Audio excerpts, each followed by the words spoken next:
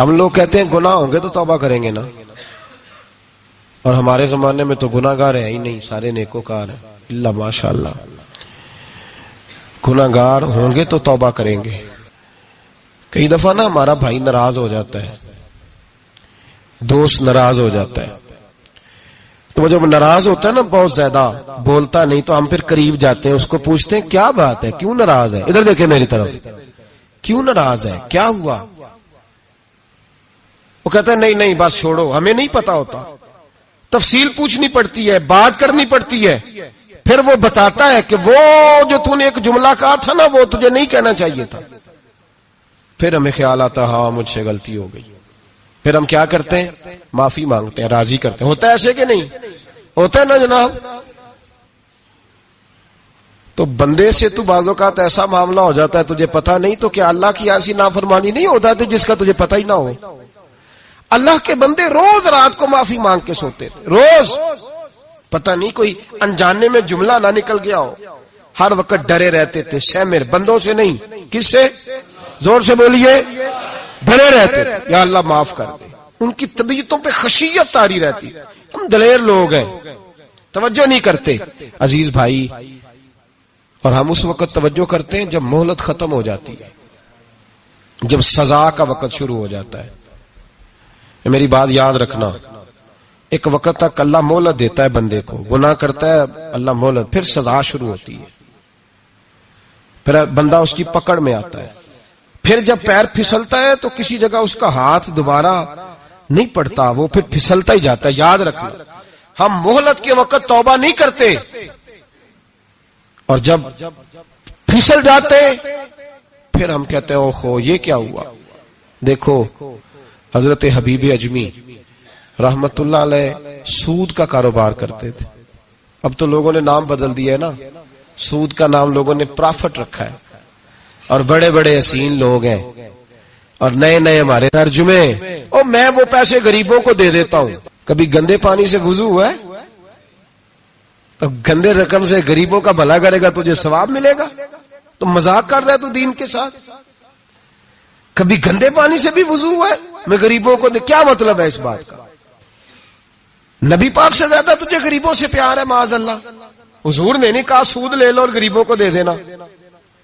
حضور رحمت للعالمین ہے نا، تو چاہیے تھا کچھ ایک ہمیں دے کے جاتے. حبیب اجمی کہتے ہیں میں سود کا کاروبار کرتا تھا. حضرت حسن بصری کبھی کبھی مجھے ملتے تھے اور مجھے فرمایا کرتے تھے مہلت سے فائدہ اٹھاؤ، کہیں ایسا نہ ہو تیری سزا شروع ہو جائے. مہلت سے فائدہ اٹھا، اللہ نے مہلت دی ہوئی ہے. تو سمجھتا ہے میں بڑا سمارٹ ہوں، میری بڑی عقل ہے، میں کہیں الجھ نہیں رہا، میں جا رہا ہوں دھوکے دیے جا رہا ہوں تو کوئی مجھے پکڑ ہی نہیں رہا. یہ مہلت ہے، فائدہ اٹھا، ورنہ پھر جب وہ پکڑنے پہ آتا ہے ان بطش ربک لشدید، پھر اس کی پکڑ سخت ہے.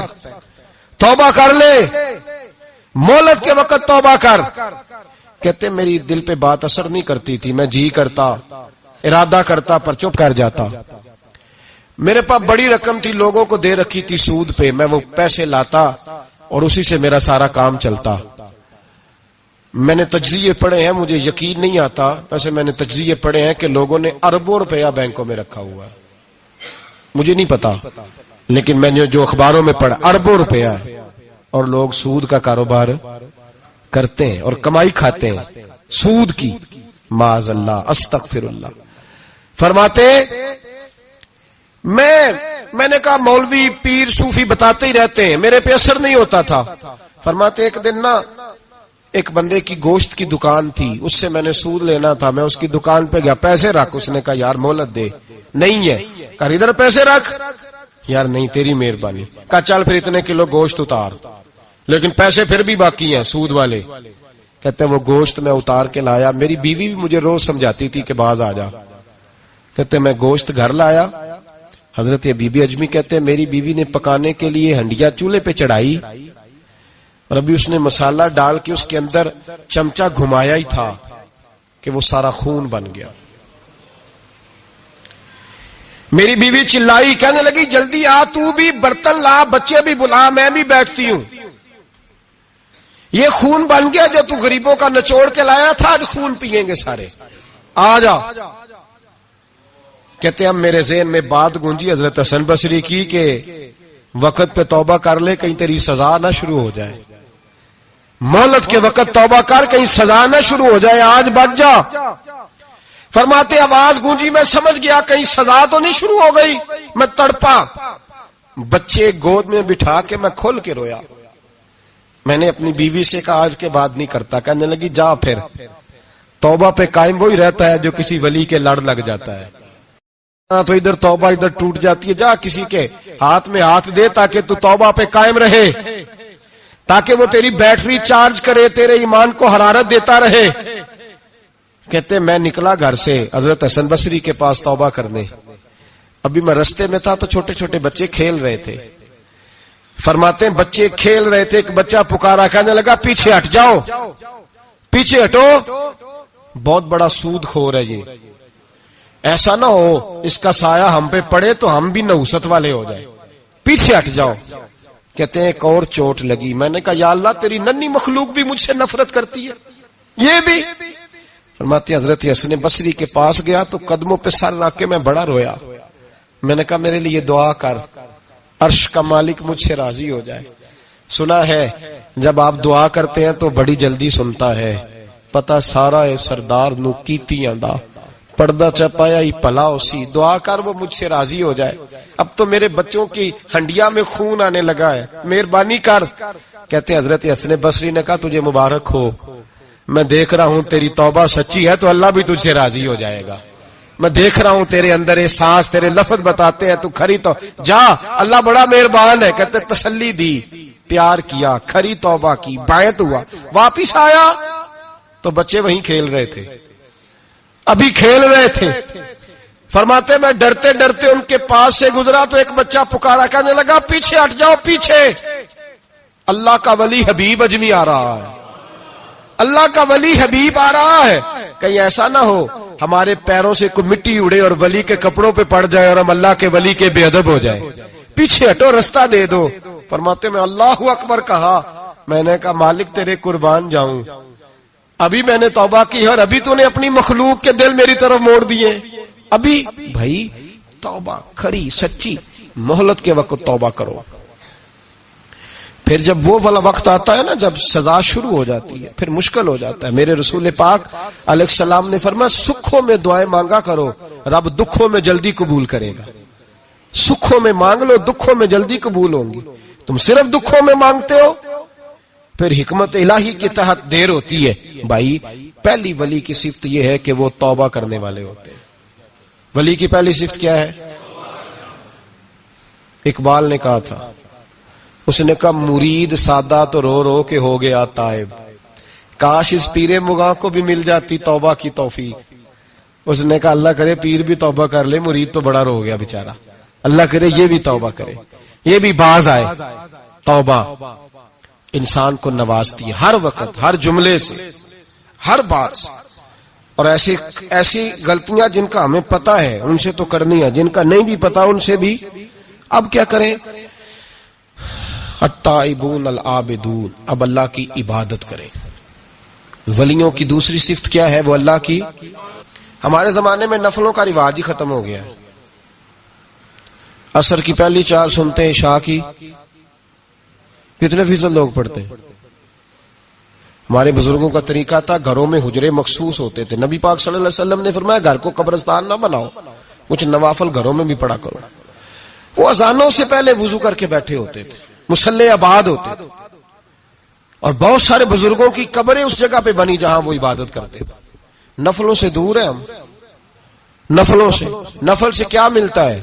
نفل پڑھنے سے رب رحمان ملتا ہے، اللہ ملتا ہے نفل پڑھنے والے کو، بخاری مسلم میں موجود ہے میرے نبی پاک صلی اللہ، لیکن شرط یہ ہے کہ نفل اللہ کی رضا کے لیے پڑھے۔ وہ ساری دنیا کو سویرے بتائے نا کہ جدو میں سویرے 3 بجے اٹھیا نا ادو میں ویکھیا تے کتے بھونک رہے سن، یہ تو نے خبر دی ہے کہ میں صبح 3 بجے نہ، یہ کس کے ساتھ راز ہے؟ بولیے، بڑی زبردستی بات بندے بٹ کے بندہ ڈھونڈ رہے ہوتے ہیں، کوئی بندہ ملے تو اسے بتائیں۔ آج جی میں سویرے سویرے اٹھیا، سویرے تے ایک منڈا ٹیلی فون تے لگا سی، میں کہا تسی نفل پڑھن اٹھے سو کہ منڈا ویکھن اٹھے سو؟ تو جڑے کم اٹھے سو کرو، انہوں لگا رہن دیو۔ اپنا کام کریں. وہ اصل مسئلہ پتہ کیا ہوتا ہے کہ وہ غبار چڑھا ہوا ہے طبیعت میں کہ کسی طریقے میں بتا دوں کہ میں سویرے 3 بجے, تو اس کا نقصان پتہ کیا ہوتا ہے, اس میں شراکت داری ہو گئی, اور اللہ کو شراکت داری پسند نہ. تو وہ اپنے رب کے ساتھ راز نیاز کا وہ عبادت کا ثواب بڑھ جائے. نبی رحمت صلی اللہ علیہ وسلم نے فرمایا جب بندہ کثرت سے نفل پڑھتا ہے تو اللہ کے قریب ہو جاتا ہے. کتنا قریب ہوتا ہے کہ اللہ فرماتا ہے میں اس کے ہاتھ بن جاتا ہوں, پھر میں اس کے پیر بن جاتا ہوں, پھر میں اس کی آنکھیں بن جاتا ہوں, پھر میں اس کے کان بن جاتا ہوں, پھر پھر اس شخص کا وجود بن جاتا ہوں. کیا مطلب؟ یہ بخاری مسلم ہے. آنکھیں بندے کی ہوتی ہے, طاقت اللہ کی ہوتی ہے. ہاتھ بندے کے ہوتے ہیں, طاقت اللہ کی ہوتی ہے. پیر بندے کے ہوتے ہیں, طاقت اللہ کی. تو پھر اگر کوئی ولی دور سے سن لے تو طاقت کس نے دی ہے؟ تو اگر کوئی ولی دور سے دیکھ لے تو طاقت کس نے دی ہے؟ اللہ نے. اگر کوئی ولی ہاتھ بڑھا کے کسی کی پریشانی دور کر دے تو طاقت کس نے دی؟ یہ پیچھے طاقت کس کی ہے؟ اللہ کی. تو یہ بخاری مسلم ہے. اللہ کی عبادت کریں, عبادت سے برکت آتی ہے. حضرت ابو ادریس خولانی رحمت اللہ علیہ حضرت معاذ بن جبل کے شاگرد تھے, تابی بزرگ تھے. فرماتے ہیں کہ میں جب سے حضرت معاذ بن جبل کی صحبت میں بیٹھا نا تو برے کاروباروں سے میری طبیعت تو چاٹ ہو گئی. کئی کاروبار میں دیکھتا تو جھوٹ بولنا پڑتا, اس میں بڑا کچھ کرنا پڑتا, تو مجھے ڈر آتا. آپ فرماتے میں نے نا بڑی کوشش کی پر میری مرضی کا کام مجھے. صوفی کاہل نہیں ہوتے, سست نہیں ہوتے, جھوٹ نہیں بولتے. فرماتے میرے اندر طاقت تھی کہ میں حلال کما کے بچوں کو کھلاؤں, پر میری مرضی کا کام نہیں ملتا تھا. حد ہو گئی. اور جب انسان نیکی کی طرف آتا ہے تو کچھ نہ کچھ آزمائشیں ضرور آتی ہیں, یہ پکی بات ہے, پکی بات.